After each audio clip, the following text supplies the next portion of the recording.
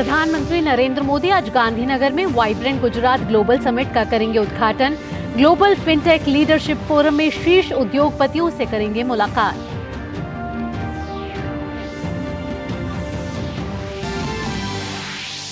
महाराष्ट्र की सियासत में आज अहम दिन। शिवसेना विधायकों की अयोग्यता पर आज स्पीकर ले सकते हैं फैसला।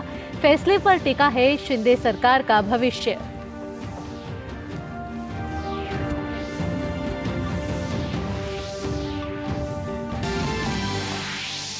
उत्तर भारत में शीतलहर का कहर, अगले 3 दिन घने कोहरे का अनुमान। हिमाचल के कुफरी समेत ऊंचे इलाकों में गिरी मौसम की पहली बर्फ, मुंबई को बारिश ने भिगोया।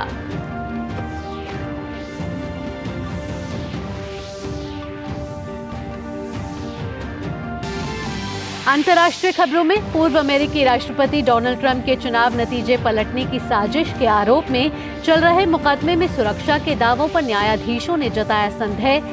ट्रंप ने दोबारा राष्ट्रपति चुने जाने पर बाइडेन पर मुकदमा चलाने की कही बात। और खेल जगत से मलेशिया ओपन बैडमिंटन में आज लक्ष्य सेन, प्रणॉय और चिराग शेट्टी सात्विक की जोड़ी पेश करेगी चुनौती। श्रीकांत और तनीषा अश्विनी की जोड़ी दूसरे दौर में पहुंची।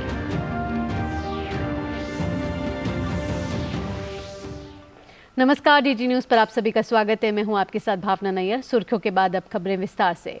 प्रधानमंत्री नरेंद्र मोदी आज गांधीनगर में वाइब्रेंट गुजरात ग्लोबल समिट 2024 का उद्घाटन करेंगे। थीम है गेटवे टू द फ्यूचर, यानी भविष्य का द्वार। सम्मेलन में 34 भागीदार देश और 16 भागीदार संगठन भाग ले रहे हैं। इसके अलावा उत्तर पूर्वी क्षेत्र विकास मंत्रालय उत्तर पूर्वी क्षेत्रों में निवेश के अवसरों को प्रदर्शित करने के लिए वाइब्रेंट गुजरात मंच का उपयोग करेगा। इससे पहले कल प्रधानमंत्री ने vibrant Gujarat global trade show 2024 का उद्घाटन किया। उनके साथ मोजाम्बिक और तिमोर लेस्ते के राष्ट्रपति भी थे। शिखर सम्मेलन उद्योग 4.0, प्रौद्योगिकी और नवाचार, सतत विनिर्माण, ग्रीन हाइड्रोजन, इलेक्ट्रिक गतिशीलता और नवीकरणीय ऊर्जा और स्थिरता की ओर परिवर्तन जैसे विषयों पर सेमिनार और सम्मेलन सहित विभिन्न कार्यक्रमों की अध्यक्षता करेगा। प्रधानमंत्री मोदी आज शीर्ष वैश्विक कंपनियों के मुख्य कार्यकारी अधिकारियों के साथ भी बैठक करेंगे। इसके बाद वे आज गिफ्ट सिटी जाएंगे, जहां ग्लोबल फिनटेक लीडरशिप फोरम में व्यापार जगत के प्रमुख लोगों के साथ चर्चा करेंगे। वाइब्रेंट गुजरात ग्लोबल समिट में भाग लेने के लिए तमाम विदेशी मेहमान गांधीनगर पहुंच रहे हैं।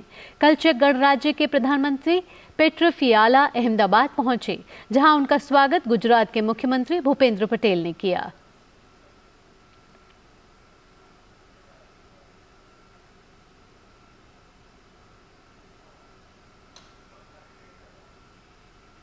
बढ़ते हैं अगली खबर की ओर। महाराष्ट्र की सियासत के लिए आज का दिन बेहद अहम साबित हो सकता है। आज यहां एकनाथ शिंदे बनाम उद्धव ठाकरे विवाद पर फैसला आ सकता है। विधानसभा के अध्यक्ष राहुल नार्वेकर सुप्रीम कोर्ट के आदेश पर फैसला लेंगे कि शिवसेना छोड़कर शिंदे के साथ जाने वाले 16 विधायक अयोग्य हैं या नहीं। फैसले से पहले स्पीकर का एक बयान भी आया है, जिसमें उन्होंने कहा है कि याचिकाओं पर फैसला कानूनी रूप से टिका होगा। ये पूरा मामला जून 2022 का है, जब शिंदे के साथ कुछ अन्य विधायकों ने तत्कालीन मुख्यमंत्री उद्धव ठाकरे के खिलाफ विद्रोह कर दिया था, जिससे शिवसेना 2 फाड़ हो गई और महाविकास आघाड़ी गठबंधन की सरकार गिर गई। इसके बाद शिंदे ने बीजेपी के समर्थन से नई सरकार बना ली, लेकिन इस दौरान ठाकरे और शिंदे गुट ने एक दूसरे के विधायकों के खिलाफ याचिका दायर की और दल बदल रोधी कानून के तहत अयोग्य ठहराने की मांग की। आज क्या फैसला होगा, इस पर सबकी नजरें टिकी होंगी। लेकिन इन सबके बीच आज के फैसले से पहले स्पीकर और मुख्यमंत्री के बीच सोमवार को हुई बैठक को उद्धव ठाकरे की शिवसेना ने अनुचित मानते हुए सुप्रीम कोर्ट का रुख किया है, जिस पर स्पीकर ने कहा है कि उन्होंने अपने निर्वाचन क्षेत्र के मौजूदा मुद्दों के संबंध में सीएम से मुलाकात की थी और पूर्व सीएम रह चुके उद्धव ठाकरे को इस तरह से बात नहीं करनी चाहिए।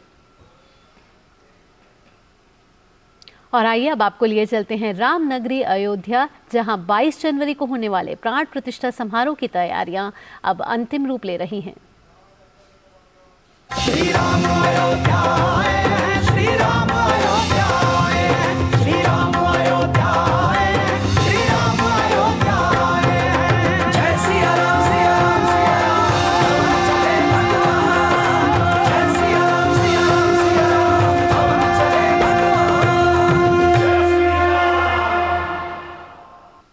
अयोध्या में 22 जनवरी को होने जा रहे प्राण प्रतिष्ठा समारोह को उत्तर प्रदेश में राष्ट्रीय उत्सव माना जाएगा। इस दिन राज्य के सभी शिक्षण संस्थान और शराब की दुकानें बंद रहेंगी। उत्तर प्रदेश के मुख्यमंत्री योगी आदित्यनाथ ने कल जब अयोध्या का दौरा करके प्राण प्रतिष्ठा समारोह की तैयारियों का जायजा लिया तो कई बातें निकलकर सामने आईं।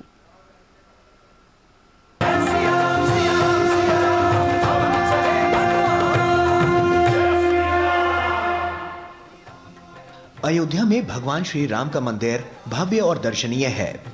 दुनिया भर के लोग इसे निहारने के लिए व्याकुल हैं। सभी राम भक्तों को इंतजार है उस दिन का जब वो आसानी से प्रभु श्री राम के दर्शन कर सकेंगे। हालांकि 22 जनवरी को मंदिर की प्राण प्रतिष्ठा के लिए तैयारियां अंतिम दौर में है। गर्भगृह से लेकर भूतल तक सभी तैयारियां लगभग पूर्ण हो चुकी हैं। इस बीच मंगलवार को अयोध्या दौरे पर आए मुख्यमंत्री योगी आदित्यनाथ ने श्री राम लला और हनुमान गढ़ी के दर्शन पूजन के उपरांत श्री राम जन्मभूमि तीर्थ क्षेत्र ट्रस्ट के पदाधिकारियों के साथ बैठक की। मकर संक्रांति के बाद प्रारंभ हो रहे प्राण प्रतिष्ठा के वैदिक अनुष्ठानों की जानकारी लेते हुए मुख्यमंत्री ने समारोह की सुरक्षा व अन्य व्यवस्थाओं में तीर्थ क्षेत्र ट्रस्ट को सभी आवश्यक सहयोग के लिए अधिकारियों को निर्देशित किया। इसके बाद स्थानीय जनप्रतिनिधियों एवं स्थानीय प्रशासन के अधिकारियों से तैयारियों का जायजा लिया और आवश्यक दिशा निर्देश दिए। श्री रामलला के नवीन विग्रह की प्राण प्रतिष्ठा समारोह से आम जनमानस के भावनात्मक जुड़ाव को देखते हुए 22 जनवरी को प्रदेश में शिक्षण संस्थाओं में अवकाश घोषित करने के निर्देश दिए गए। इस विशिष्ट अवसर पर राष्ट्रीय उत्सव की संज्ञा देते हुए मुख्यमंत्री ने कहा कि 22 जनवरी को प्रदेश में मदिरा आदि की दुकानें बंद रखी जाएं। मुख्यमंत्री ने कहा कि प्राण प्रतिष्ठा समारोह में आ रहे गणमान्य जनों को अयोध्या में बेहतर आतिथ्य प्राप्त होना चाहिए। हर एक वीवीआईपी के विश्राम स्थल का चयन पूर्व में ही कर लिया जाए। मुख्यमंत्री ने निर्देश दिया है कि अयोध्या में टेंट सिटी की संख्या और बढ़ाए जाने की आवश्यकता है।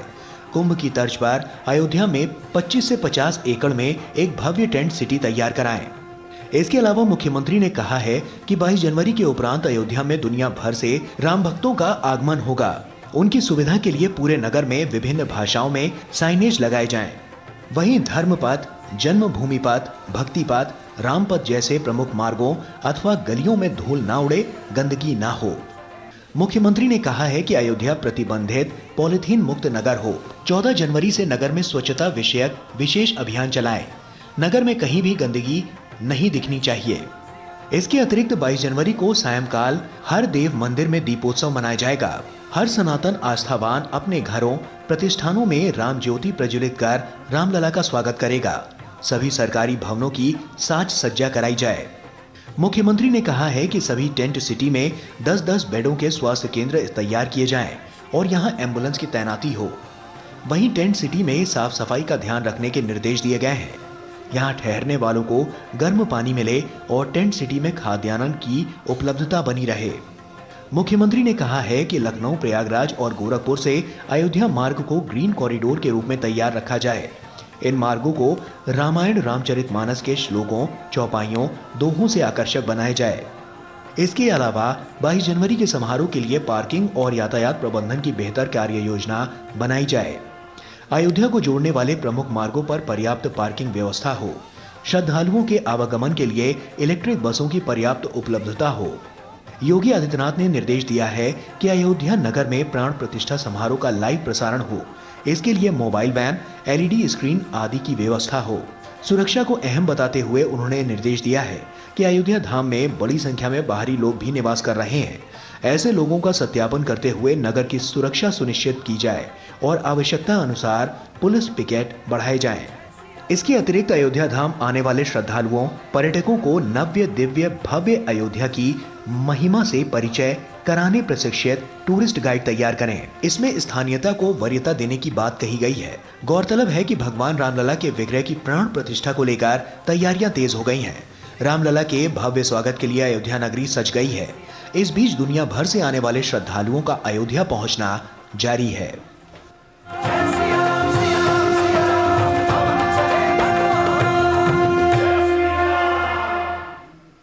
अयोध्या में श्री रामलला की प्राण प्रतिष्ठा की तैयारियां जोरों पर हैं। इस समारोह को अविस्मरणीय बनाने के लिए वैदिक यज्ञ किया जाएगा।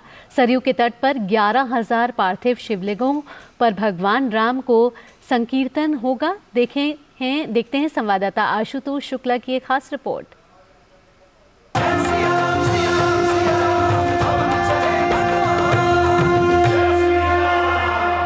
रामेश्वरम में समुद्र के तट पर भगवान राम की सेनाएं खड़ी थी।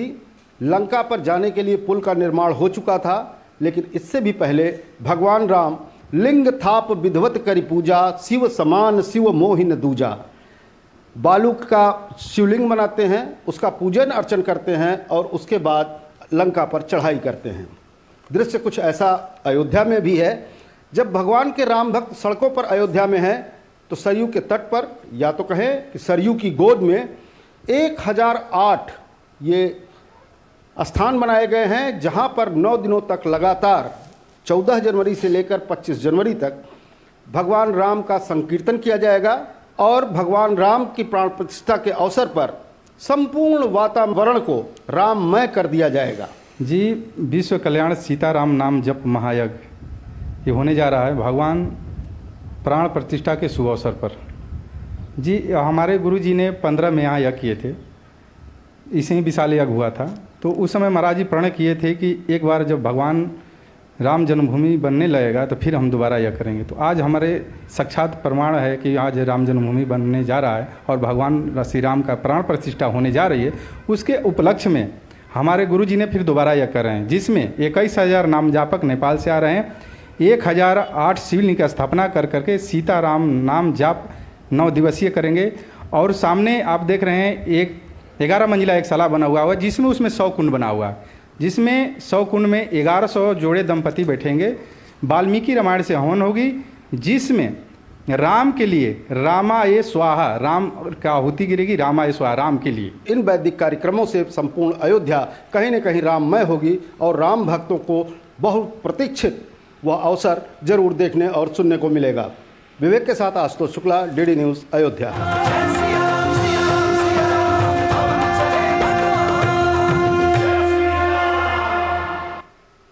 रक्षा मंत्री राजनाथ सिंह के लंदन दौरे का आज आखिरी दिन है।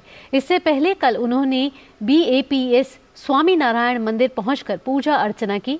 राजनाथ सिंह ने 10 किंग रोड स्थित अंबेडकर संग्रहालय का भी दौरा किया। मीडिया के साथ बातचीत में उन्होंने कहा कि भारत और ब्रिटेन चाहते हैं कि दोनों देशों के बीच मजबूत रणनीतिक संबंध हों। दोनों देश व्यापक रणनीतिक संबंधों को मजबूत करना चाहते हैं। राजनाथ सिंह की कल लंदन में ब्रिटेन के रक्षा मंत्री ग्रांट शाप्स के साथ द्विपक्षीय बैठक हुई थी। भारत भी चाहता है और यूके भी चाहता है दोनों देशों के बीच जो है स्ट्रेटेजिक जो रिलेशंस जो हैं काफ़ी मजबूत हो। इसलिए हम सब कॉम्प्रिहेंसिव स्ट्रेटेजिक रिलेशन दोनों देशों के बीच को मजबूत करना चाहते हैं। यही उद्देश्य है हमारा। बढ़ते हैं अगली खबर की ओर। पूर्व राष्ट्रपति रामनाथ कोविंद आज दिल्ली में भारतीय जनसंचार संस्थान IIMC के दीक्षांत समारोह में शामिल होंगे। IIMC का ये 55वां दीक्षांत समारोह होगा। आज स्नातकोत्तर डिप्लोमा डिग्री प्रदान किए जाएंगे। यह डिप्लोमा संस्थान के सभी 6 केंद्रों के 2021-22 और 2022-23 बैच के विद्यार्थियों को दिए जाएंगे। उत्कृष्ट प्रदर्शन के लिए कुल 65 विद्यार्थियों को भी पदक प्रदान किए जाएंगे। IIMC मीडिया और संचार के क्षेत्र में शिक्षा प्रदान करने वाला देश का एक प्रमुख संस्थान है।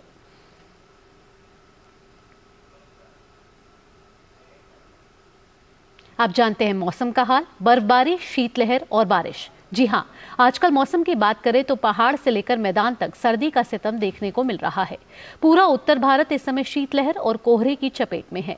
मौसम विभाग ने चंडीगढ़, उत्तर प्रदेश, पश्चिम बंगाल, उत्तरी मध्य प्रदेश, ओडिशा, बिहार, सिक्किम, असम, मेघालय, मिजोरम और त्रिपुरा में अगले 3 दिनों के दौरान घना कोहरा छाए रहने की आशंका जताई है।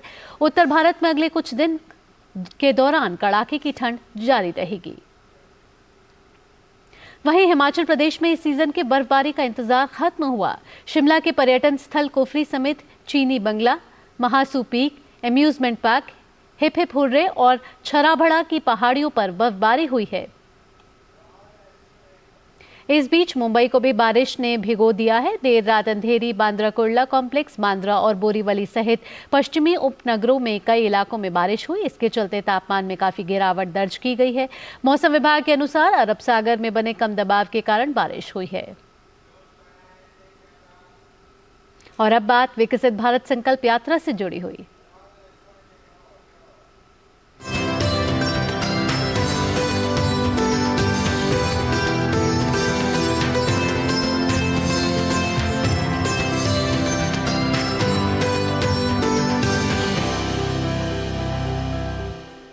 सरकार की विभिन्न योजनाओं के बारे में जागरूकता बढ़ाने के उद्देश्य से चल रही विकसित भारत संकल्प यात्रा में जम्मू कश्मीर लोग बढ़ चढ़कर हिस्सा ले रहे हैं। देखते हैं खास रिपोर्ट। विकसित भारत संकल्प यात्रा का जम्मू कश्मीर में जोरदार स्वागत किया जा रहा है। सूचना, शिक्षा और संचार वैन जहां जहां जा रही हैं, लोगों को केंद्र सरकार की योजनाओं से जोड़ने का काम कर रही हैं। इसी कड़ी में मोदी की गारंटी वाली गाड़ी सांबा जिले के ब्लॉक बड़ी ब्राह्मणा पहुंची।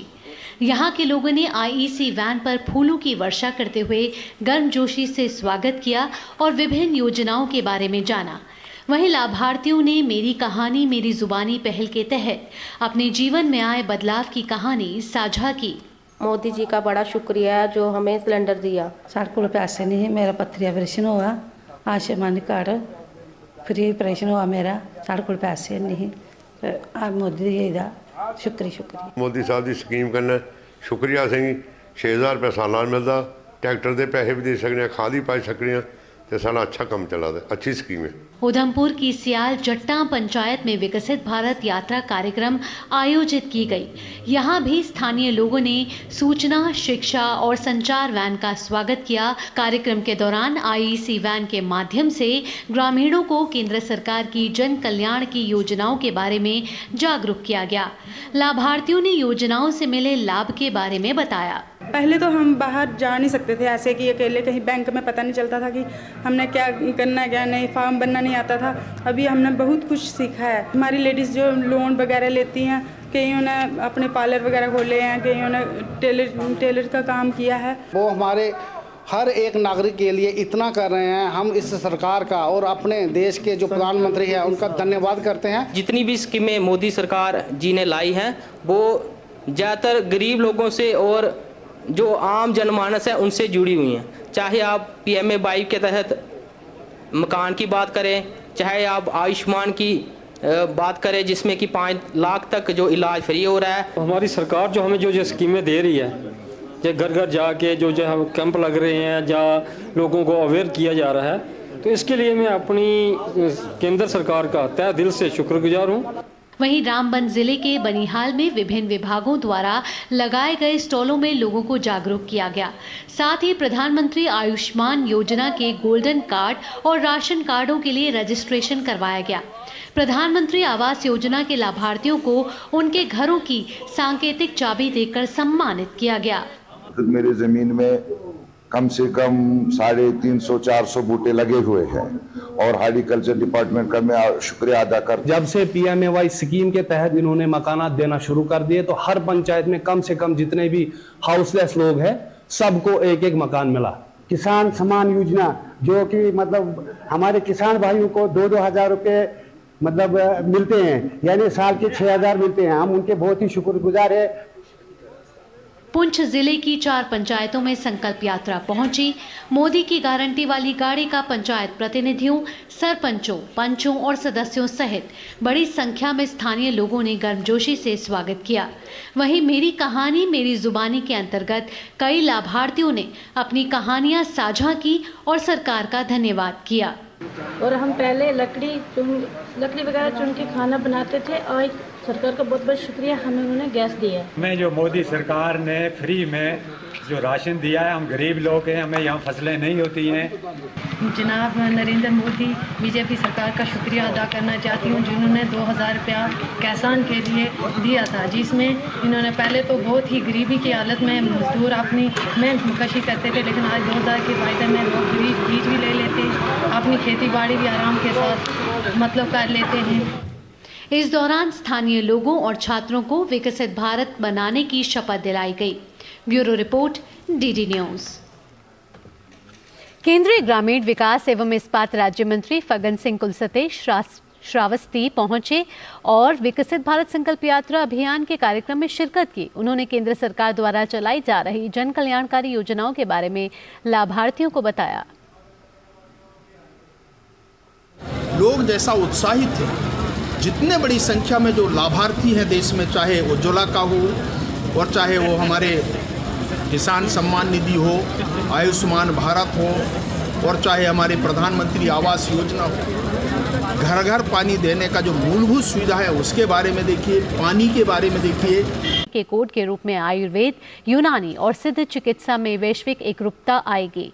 इस प्रयास से भारत की सार्वजनिक स्वास्थ्य सेवा वितरण प्रणाली, अनुसंधान, आयुष बीमा कवरेज, अनुसंधान और विकास और नीति निर्माण प्रणालियों को मजबूत और विस्तारित किया जाएगा। इसके अलावा इन कोडों का उपयोग समाज में विभिन्न बीमारियों को नियंत्रित करने के लिए भविष्य की रणनीतियों के निर्माण में भी किया जाएगा। और अब अंतर्राष्ट्रीय खबरें। अमेरिका के पूर्व राष्ट्रपति डोनाल्ड ट्रंप 2020 के चुनाव परिणामों को पलटने के मामले में फेडरल अपीलीय अदालत में पेश हुए, जिसके बाद न्यायाधीशों ने इन दावों पर गहरा संदेह जताते हुए कहा कि उन्हें इस मामले में साजिश के आरोपों में मुकदमे से सुरक्षा मिलनी चाहिए। 3 न्यायाधीशों की पीठ ने यह सवाल भी किया कि क्या मामले में इस बिंदु पर अपील पर विचार करने के उनके पास अधिकार क्षेत्र हैं। इससे यह संभावना बढ़ गई है कि मुकदमे से बचने के डोनाल्ड ट्रंप के प्रयासों को खारिज किया जा सकता है।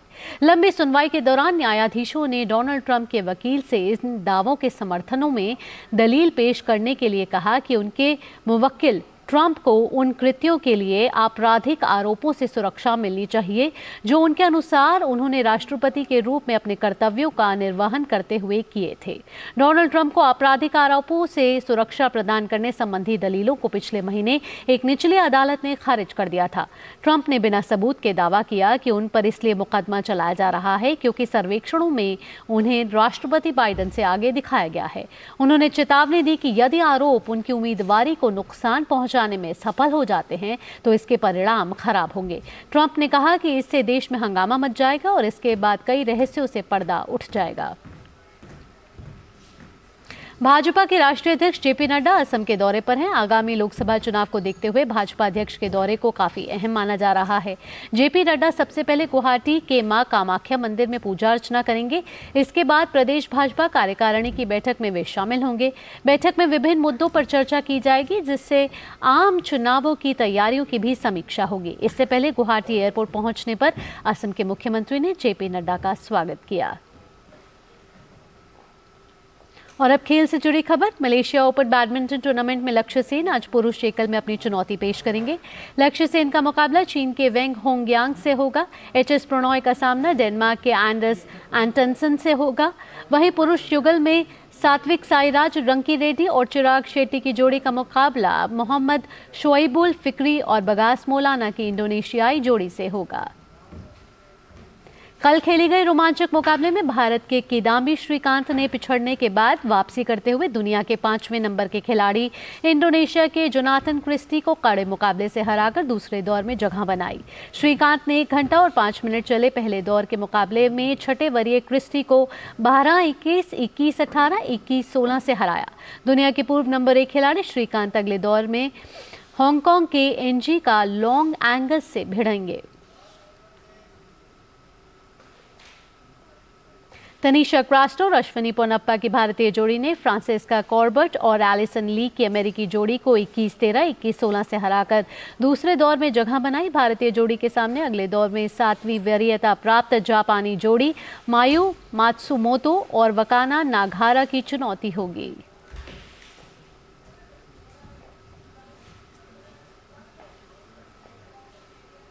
और अब एक खास रिपोर्ट। आज विश्व हिंदी दिवस है।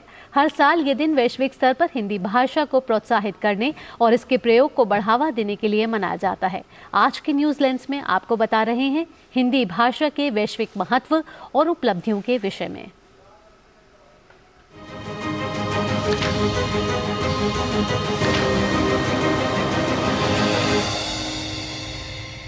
हिंदी भाषा भारत के साथ साथ कई अन्य देशों में बोली जाती है। वर्ल्ड लैंग्वेज डेटाबेस के 22वें संस्करण एथनोलॉजी में दुनिया भर में 20 सबसे ज़्यादा बोली जाने वाली भाषाओं में हिंदी को तीसरे स्थान पर रखा गया है। भारत के अलावा Mauritius, Fiji, Suriname, Guyana, Trinidad, Tobago और नेपाल आदि देशों में भी हिंदी बोली जाती है। हिंदी को प्रोत्साहित करने और इसके प्रयोग को बढ़ावा देने के लिए हर साल 10 जनवरी को विश्व हिंदी दिवस मनाया जाता है। पहली बार 10 जनवरी 1975 को महाराष्ट्र के नागपुर में हिंदी दिवस सम्मेलन का आयोजन किया गया। सम्मेलन में 30 देशों के 122 प्रतिनिधि शामिल हुए। भारत समेत Port Louis, Spain, London, New York, Johannesburg और फिजी जैसे 12 देशों में विश्व हिंदी सम्मेलन का आयोजन किया जा चुका है।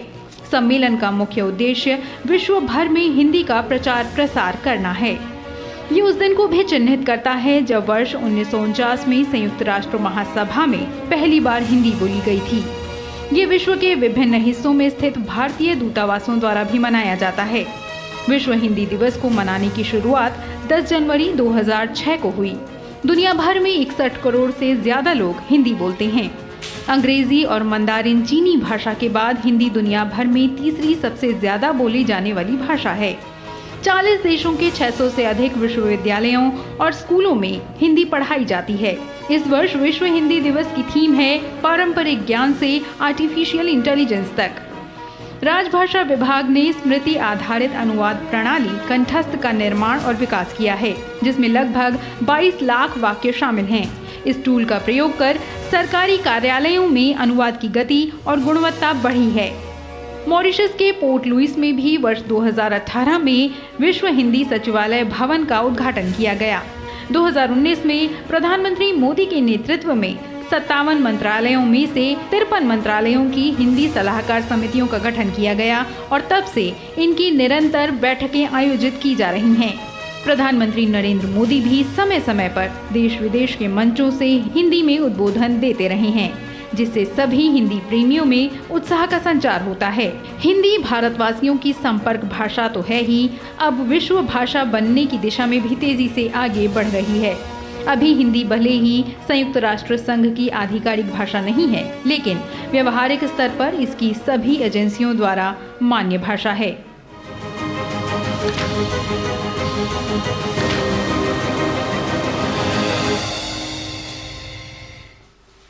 फिलहाल इस बुलेटिन में इतना ही। अगला कार्यक्रम आप देखेंगे नया सवेरा मेरा और शहला के साथ। फिलहाल के लिए हमें और हमारी पूरी टीम को दीजिए इजाजत। नमस्कार।